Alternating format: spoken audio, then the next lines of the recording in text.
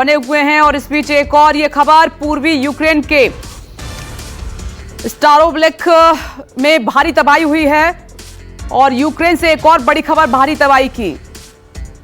स्टारोब्लिस्टिक में ये बड़ी तबाही की खबर पूर्वी यूक्रेन से। अब देखिए, हर वो हिस्सा जहां पर रूस की नजर है सबसे पहले उसको निशाना बनाया जा रहा है। स्टारोब्लिस्टिक पर रूसी हमला हुआ है और ये सैन्य ठिकाने हैं, जहां तक संजीव मुझे बता रहे हैं कि सबसे पहले उन्हीं को तबाह किया जा रहा है। संजीव, मैं सही कह रही हूं क्या? जहां पर यूक्रेन की ताकत है उसी को सबसे पहले निशाना बनाया जा रहा है।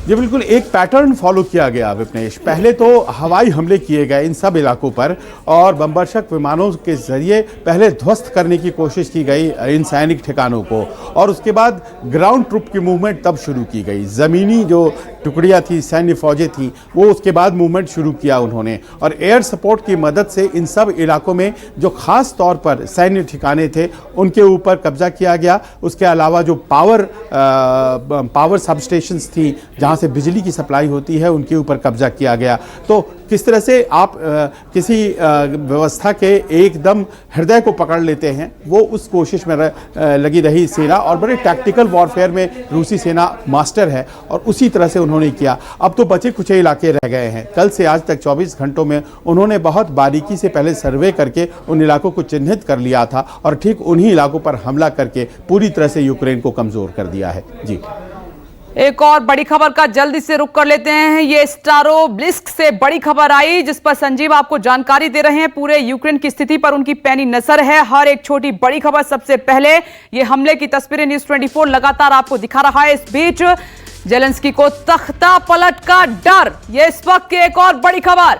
जेलेंस्की ने कहा कि मैं और मेरा परिवार टारगेट पर हैं, रूस हमें हटाना चाहता है, मैं अकेला पड़ गया हूं। यह बड़ी खबर है। जेलेंस्की को भी अब डर है कि किसी भी वक्त संजीव तख्ता पलट हो सकता है।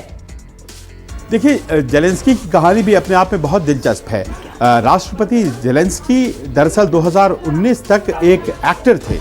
वो वहाँ के कॉमेडियन, बहुत फेमस, और वो कॉमेडियन जिसने एक सीरियल में एक्ट किया था जिसका नाम था पब्लिक सर्वेंट, और उस पब्लिक सर्वेंट सीरियल में वो राष्ट्रपति बने थे यूक्रेन के, और बाद में उसी नाम से उन्होंने पार्टी बनाई, पब्लिक सर्वेंट पार्टी, और फिर वो राष्ट्रपति हकीकत में बन गए। तो उनका राजनीतिक करियर बहुत छोटा है, वो प्रोफेशनल पॉलिटिशियन नहीं है, और शायद यही वजह था कि वो बाइडेन के और नेटो की बातों में आ गए। बाइडेन और नेटो जिन्होंने आज साफ कर दिया कि उनका कभी इरादा ही नहीं था यूक्रेन को बचाने का या फिर यूक्रेन के लिए रूस से लड़ जाने का, लेकिन वो अंत तक इस बात को मानते रहे, जबकि उन्होंने खुद अपनी आंखों से देखा था कि जॉर्जिया को उन्होंने कभी नेटो का सदस्य नहीं बनाया, तो फिर यूक्रेन को कैसे बना देते। जॉर्जिया तो 2008 में ही उनकी मदद से रूस से लड़ने चला था। तो कुल मिलाकर ऐसा लगता है कि जेलेंस्की को हटा देना दरअसल मॉस्को चाहता है, क्योंकि जेलेंस्की मॉस्को विरोधी हैं और इसी कारण से उनको तख्ता पलट का डर लग रहा है। संजीव, आपने सही कहा। आप हमारे साथ बने रहें इसी बड़ी खबर के साथ। यहां पर एक छोटा सा ब्रेक हम ले रहे हैं, लेकिन यूक्रेन पर हमारी नजर लगातार बनी हुई है।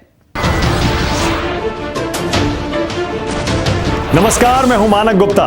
अगर आपको हमारा ये वीडियो पसंद आया हो तो इसे लाइक और शेयर जरूर करें, और हां, हमें सब्सक्राइब और फॉलो करना ना भूलें ताकि आप देश और दुनिया की कोई खबर मिस ना करें। तो जुड़े रहिए हमारे साथ और देखते रहिए न्यूज़ 24।